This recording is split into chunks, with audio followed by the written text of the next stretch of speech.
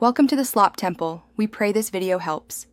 You start by opening the tools that let you change an administrator password. Sign in with an account that already has administrator rights.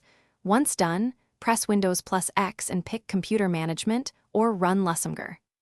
MSC.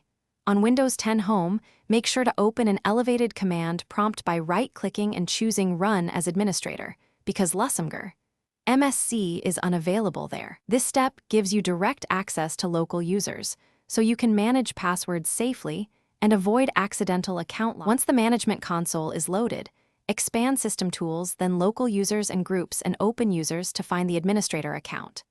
Right-click the specific admin user and choose Set Password to enter a new password directly. Confirm when prompted. If you prefer the command line or are on Home Edition, use an elevated command prompt and run NetUser Administrator new pass 123. Substituting your secure password. This approach is fast and prevents GUI glitches.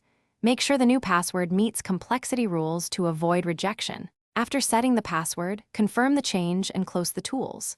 Next, sign out of the current session and sign back in using the new administrator password to verify it works. This ensures you won't be locked out. If you cannot find the account, enable the built-in administrator temporarily with NetUser Administrator/active. Yes from an elevated prompt, change its password, then disable it again.